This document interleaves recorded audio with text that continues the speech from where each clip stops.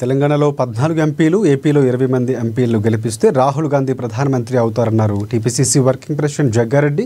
రాహుల్ గాంధీ ప్రధానమంత్రి అయితే తెలంగాణ అభివృద్ధి కావడంతో పాటుగా ఆంధ్రప్రదేశ్కు ప్రత్యేక ప్యాకేజీ, వైజాగ్ స్టీల్ ప్లాంట్ సమస్య పరిష్కారం, పోలవరం పూర్తవుతుందన్నారు. ఇక తెలంగాణ, ఏపీ ప్రజలు ఇప్పటి నుండే ఆలోచన చేయాలని కోరారు జగ్గారెడ్డి.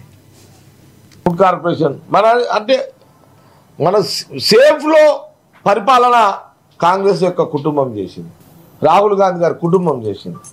మాట ఇస్తే మాట మీద పరిపాలించే వ్యక్తి రాహుల్ గాంధీ గారు, వారి కుటుంబం. వాగ్దానం ఇస్తే వాగ్దానం అమలు చేసే యొక్క పద్ధతి రాహుల్ గాంధీ గారు, వారి కుటుంబం. ప్రజలు చైతన్యవంతులు కండి, మత రాజకీయాలకు, మత పరిపాలనకు స్వస్తి పలకండి. దేవుళ్ళని మనం ముందు పెట్టి రాజ్యాధికారం సంపాదించుకునే దానికి పులి స్టాప్ పెట్టండి. దేవుళ్ళు అన్ని పార్టీల్లో మొక్కుతారు, బీజేపీ మొక్కదు. బీజేపీ మొన్న 40 ఏళ్ల కింద ముట్టింది.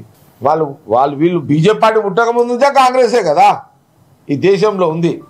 కాబట్టి మనము తెలంగాణ, ఆంధ్రప్రదేశ్ రాష్ట్ర ప్రజలు, ఇటు తెలంగాణ అటు ఆంధ్రప్రదేశ్ ఒక 35 ఎంపీ సీట్లు మనము పార్లమెంట్ ఎంపీలను గెలిపించుకోగలిగితే భవిష్యత్తులో వచ్చే ఎన్నికల్లో తప్పకుండా ప్రధానమంత్రి రాహుల్ గాంధీ కావడము,